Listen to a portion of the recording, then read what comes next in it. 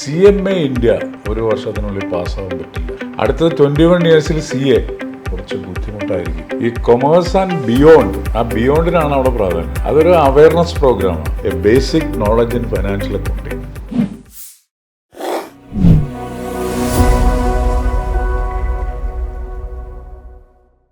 Is it even possible to be a chartered accountant at the age of 21? Whether to pursue science group or commerce group? ഇതുപോലെ പല ചോദ്യങ്ങൾ ഇന്നത്തെ യങ്സ്റ്റേഴ്സിനും അവരുടെ പാരൻസിനും ഉണ്ടാവും. To answer all these questions, we have with us Mr. B. Anilkumar sir, who is the Chief Consultant and founder of Anvil & Anvil, a multidisciplinary corporate consulting group. Welcome sir. Thank you Clarice. Sir, ഞാൻ first ചോദിക്കാൻ ഉദ്ദേശിക്കുന്ന ഒരു ചോദ്യം എന്താണെന്ന് വെച്ച് കഴിഞ്ഞാൽ, it has little relation with something that I heard today in the railway station while I was coming here for the shoot. There was this claim from this institute that CMA ഒരു വർഷത്തിനുള്ള qualify ചെയ്ത് സ്റ്റുഡൻസിനെ അവിടെ നിന്ന് പുറത്തിറക്കുമെന്ന് പറഞ്ഞിട്ട്, അതുപോലെ തന്നെ ഇപ്പോൾ വേറെ കുറേ നല്ല വലിയ ക്ലെയിംസ് വരുന്നുണ്ട് 21 ഇയേഴ്സിൽ CA ആക്കാമെന്ന് പറഞ്ഞിട്ട്. അപ്പോൾ ഇപ്പോൾ എന്ന് പറഞ്ഞു കഴിഞ്ഞാൽ കുറച്ച് കൂടുതൽ ഈ ബയോളജി സയൻസിൽ നിന്നും കമ്പ്യൂട്ടർ സയൻസിൽ നിന്നും മാറി കൂടുതൽ കൊമേഴ്സിലേക്ക് സ്റ്റുഡൻസ് ഫോക്കസ് ചെയ്തു തുടങ്ങി. So what is the significance of the stream of commerce right now and what was it traditionally? Sir, first part of the question, your question, a series of questions. First part, ഒരു വർഷത്തിനുള്ളിൽ CMA പാസ്സാകാൻ പറ്റുമോ?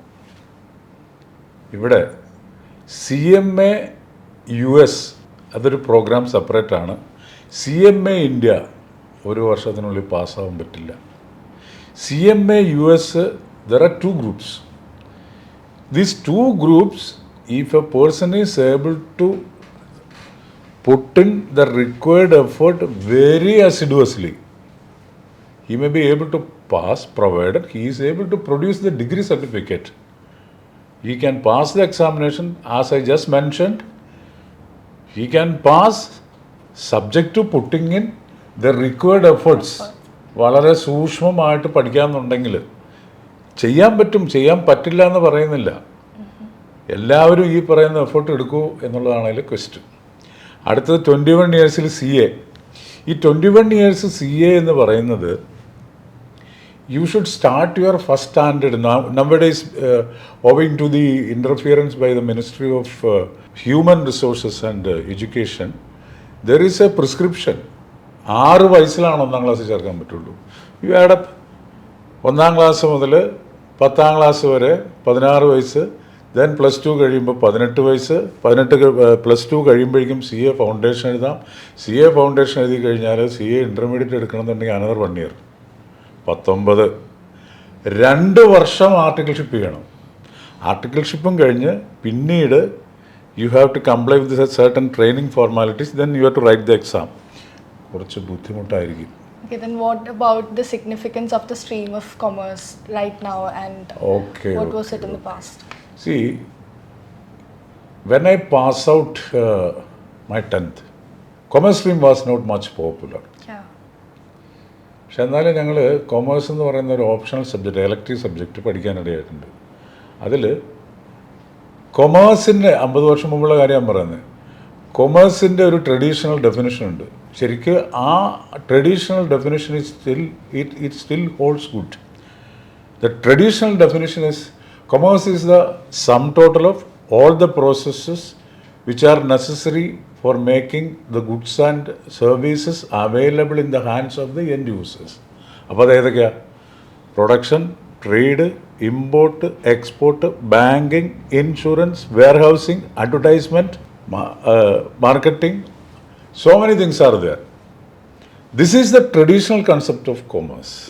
But now, owing to the change in the pedagogy as well as curriculum, the same definition holds goods with substantial modification to the level of telecommunication, mobile phone, internet, then you can see artificial intelligence, ChatGPT.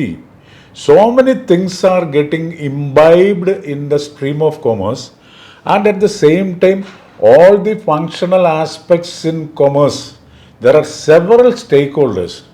The stakeholders means the end users like me or you or our family members or friends, relatives, they are the end users or the beneficiaries of commerce or business primarily, and there are so many stakeholders in the value chain. Who are the stakeholders in the value chain? The cultivator of the raw material for agricultural produce, the intermediaries, the warehouse keepers, the transporting agencies. Then it is coming as raw material to the manufacturing process, the manufacturing companies, the packing material manufacturing unit, the employees. So many stakeholders are there. So without commerce, the universe cannot survive. So commerce and business are indispensable for survival of the universe as well as for the mankind. Commerce will be there right up to the end of life of human beings. Sir, the commerce stream is gaining more popularity today. So what is the significance of commerce stream 50 years ago and right now? What are the opportunities that are available for the students in commerce stream? It's a very interesting question. 50 years ago, that means I can go back to my 10th passing situation. So there was, അന്ന് ഞങ്ങളിൽ പഠിക്കുമ്പോൾ ഈ commerce group എന്ന് പറഞ്ഞൊരു ഗ്രൂപ്പൊന്നും ഇല്ല, 4th group. പക്ഷെ ഞങ്ങൾക്ക് കൊമേഴ്സിന് pre ഡിഗ്രിക്ക് 3rd ഗ്രൂപ്പിലൊരു പേപ്പർ ഉണ്ടായിരുന്നു. അന്ന് ഇപ്പോൾ ഈവൻ അന്ന് പഠിച്ചിരുന്ന ആ ഡെഫിനേഷൻ ഇപ്പോൾ now it is reverberating in my mind. അതെങ്ങനെയാണെന്ന് വെച്ച് കഴിഞ്ഞാൽ commerce is the sum total of various processes which are necessary for the removal of hindrances in making the exchange of goods and services possible. This was the traditional definition. അതിൽ there are certain processes involved in commerce. Example, you are wearing this, what watch is this? This is Rado watch. See, this is, to the best of my knowledge, it is manufactured in Switzerland. You are wearing it in Kochi. So that means right from the production of the goods till it reaches the end user, എന്തെല്ലാം പ്രക്രിയകൾ അതിൽ വരുന്നുണ്ടോ അതൊക്കെ commerce ആക്ടിവിറ്റീസിലെ ഓരോ എലമെൻ്റാണ്. Of course production, banking, insurance, marketing, advertisement, salesmanship. ഇതുകൂടാതെ this is the whatever is there in the traditional definition of commerce. പക്ഷെ ഇന്നത്തെ പാഠ്യപദ്ധതിയിൽ നമ്മൾ നോക്കുകയാണെങ്കിൽ, അല്ലെങ്കിൽ ഇന്നത്തെ കരിക്കുലത്തിൽ, കൊമേഴ്സിൻ്റെ കരിക്കുലത്തിൽ നോക്കുകയാണെന്നുണ്ടെങ്കിൽ, there are several aspects which take place as commercial activities in the total value chain. Basic raw material agricultural produce ആണെങ്കിൽ agricultural മുതൽക്ക് അത് അവിടുന്ന് സോഴ്സ് ചെയ്ത് കോൾഡ് ചെയിൻ ആണെങ്കിൽ കോൾഡ് ചെയിൻ ഉപയോഗിച്ച് കൊണ്ടുവരേണ്ടത്, ട്രാൻസ്പോർട്ട് ചെയ്ത് കൊണ്ടുവരേണ്ടത്, അതിൽ റിസ്ക് എലമെൻറ്റ്സ് കവർ ചെയ്യാനുള്ള സാധനമാണ് ഇൻഷുറൻസ് എന്ന് പറയുന്നത്.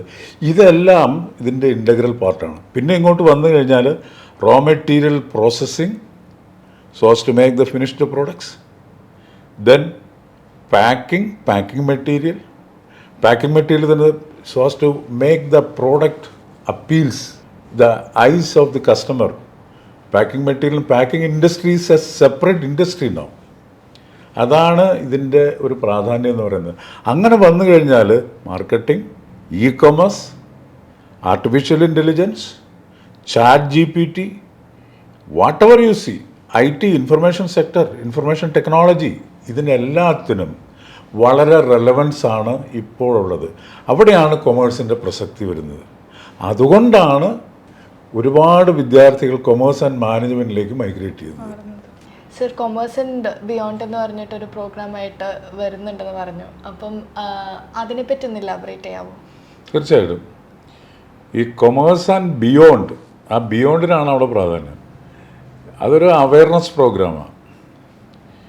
എന്നോട് കാരണം ഏതാണ്ട് 81 മുതൽ ഒരു 42 വർഷത്തെ ടീച്ചിങ് എക്സ്പീരിയൻസ് എനിക്കുണ്ട്.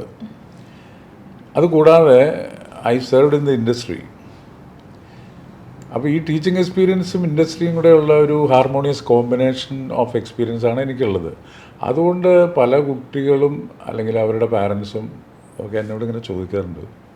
ഇപ്പോൾ കുട്ടി ചോദിച്ച പോലെ നേരത്തെ നമ്മൾ പറഞ്ഞ ആ ഒരു ഇത് കണക്കിലെടുത്തു കഴിഞ്ഞാൽ എന്താണ് കൊമേഴ്സിൽ പഠിക്കുന്നത്, അല്ലെങ്കിൽ കൊമേഴ്സിൻ്റെ പ്രാക്ടിക്കൽ ആപ്ലിക്കേഷൻ എന്താണ്, അതിനപ്പുറം എന്ത് ചെയ്യാൻ പറ്റും, ആ ബിയോണ്ട് എന്നുള്ള അതിലേക്ക് വരുമ്പോഴാണ് എനിക്ക് എടുത്തു പറയേണ്ട ഒരു കാര്യം. I got selected as a tribunal judge with national company law tribunal. അപ്പോൾ അവിടെ ഒരു 3 വർഷം സെർവ് ചെയ്ത് കഴിഞ്ഞപ്പോൾ I was able to see the advantages which a person can gain if you come to the field of commerce. Scope is several, certainly it is seamless. Beyond ഞാൻ ഉദ്ദേശിക്കുന്ന seamless opportunities are there. The only thing is it all depends on your flair and flavor. 10th പാസ്സായിട്ട് വരുന്ന കുട്ടികൾ കൊമേഴ്സിലേക്ക് വരാം,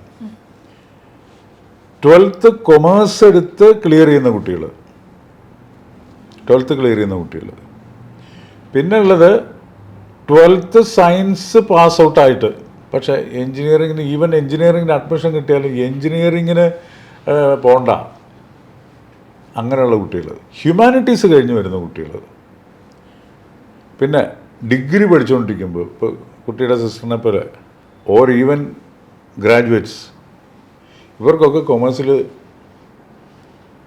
tremendous ഓപ്പർച്യൂണിറ്റീസാണ് ഉള്ളത്. അപ്പോൾ ഇത് ഞാൻ പറഞ്ഞല്ലോ, ഇത് ഒരുപാട് ഓപ്ഷൻസ് ഉള്ളൊരു മേഖലയാണ്. അപ്പോൾ അതിൽ യു ക്യാൻ ചൂസ് എവിടെ പഠിച്ചു തുടങ്ങണം. The basic thing is you must have basic knowledge of commerce. ഈ ബേസിക് നമ്മളിപ്പോൾ ഈ പറഞ്ഞിരിക്കുന്ന ഈ കൊമേഴ്സ് ആൻഡ് ബിയോണ്ട് എന്ന് പറയുന്നതിൽ ബേസിക് നോളജ് ഓഫ് കൊമേഴ്സും a basic knowledge in financial accounting, നമ്മൾ അതിന് വേണ്ടിയിട്ട് ഒരു പ്രോഗ്രാം സ്ട്രക്ചർ ചെയ്യുന്നുണ്ട്. ഈ കൊമേഴ്സ് ആൻഡ് ബിയോണ്ടിൻ്റെ ഒരു കോൺകോമിറ്റൻ്റ് ആയിട്ട് അതിന് ശേഷം വരുന്ന ഒരു ഭാഗമായിട്ട് അതിനെയാണ് ബ്രിഡ്ജ് ടു കൊമേഴ്സ് എന്ന് ഞങ്ങൾ സ്ട്രക്ചർ ചെയ്യുന്നത്.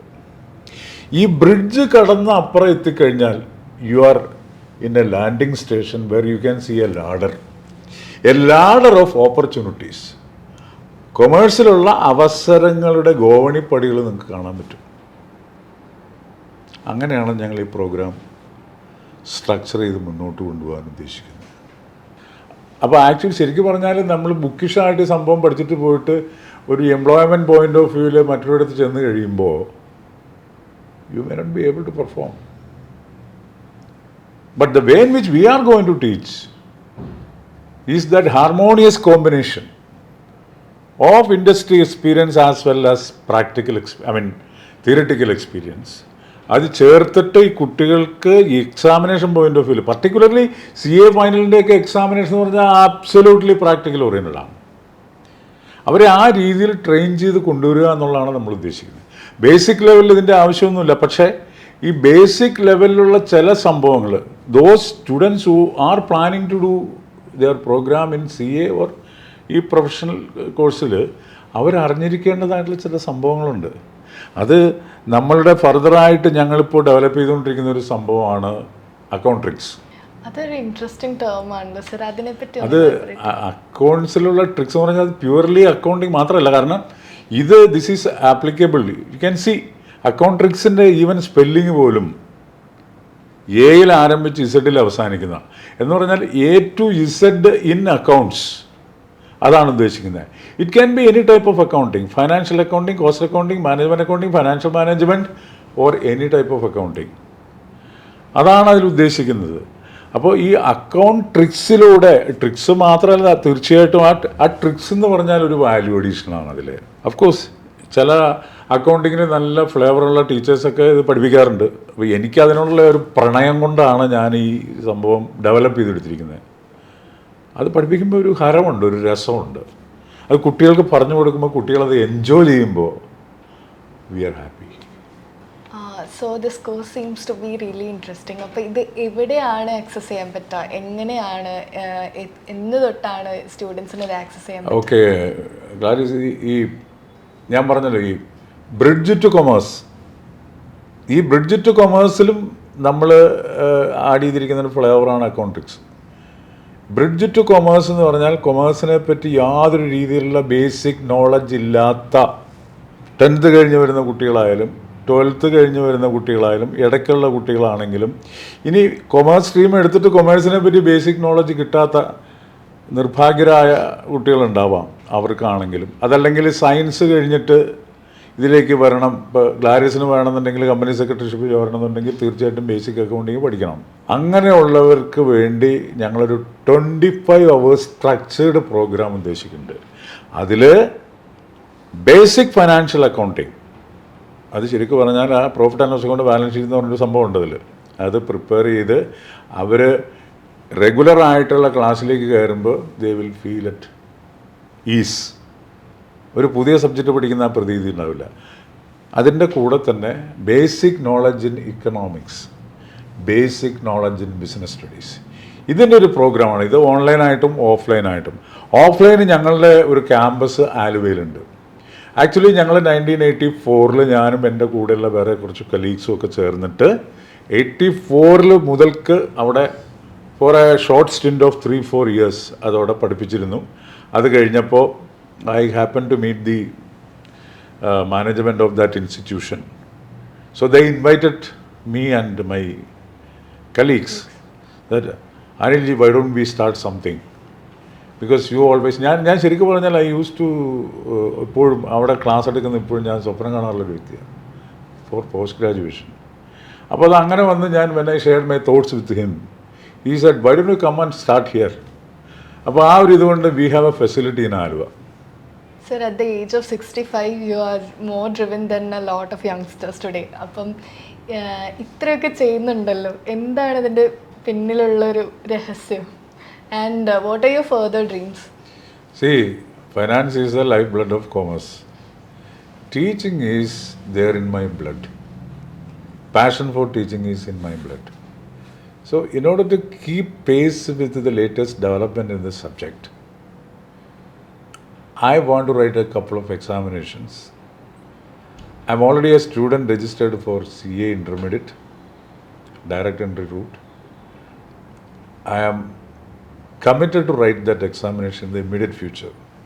So first of all, I have to set in motion all these activities. See, if at the age of 55 I was able to clear the CMA final, അത് പറഞ്ഞാൽ CMA final എഴുതുമ്പോൾ ബെഞ്ചിൻ്റെ ഒരു സൈഡിൽ ഞാനിരിക്കുന്നു, മറ്റേ സൈഡിൽ എൻ്റെ ഒരു സ്റ്റുഡൻറ്റ് ക്വാളിഫൈഡ് കമ്പനി സെക്രട്ടറി. ഞാനും അയാളും CMA ഫൈനൽ എഴുതി, എൻ്റെ സ്റ്റുഡൻറ്റ് എഴുതിയത് ഒരുമിച്ചാണ്. അതൊരു ത്രില്ലാണ്. അപ്പോൾ അതുകൂടാതെ age is only A number. അല്ലാതെ എന്താ അതിന് പറയുക? There are so many people. My father cleared the MA degree examination at the age of 53-54. when he was a driver in KSRTC. അത് അദ്ദേഹം ഹിസ്റ്ററിയിലാണ് ക്ലിയർ ചെയ്തത്. ആ ഹിസ്റ്ററി ഞാൻ റിപ്പീറ്റ് ചെയ്തെന്നേ ഉള്ളൂ അറ്റ് ദ ഏജ് ഓഫ് 55. അപ്പോൾ 65 ഒരു ഇത് എഴുതിയെടുക്കാൻ പറ്റുക എന്ന് പറഞ്ഞാൽ that is something. History is recreated. അതാണ് അതിൻ്റെ ഒരു പൾസ്. അപ്പോൾ as I told you, the purpose is to keep the knowledge updated in the subject. അല്ലാതെ ഇപ്പോൾ ഞാനിപ്പോൾ CA ഫൈനൽ ക്ലിയർ ചെയ്തിട്ട് എനിക്ക് ഉടനെ പോയിട്ട് പ്രാക്ടീസ് ചെയ്യാനോ അങ്ങനെയൊന്നുമല്ല. എനിക്കിപ്പോൾ I M having multiple professional qualification. I am now enrol as A lawyer even with these 2 professional qualifications and this much teaching experience. So that keeps me motivated and keeps me agile and ambulant. That was really motivating, sir.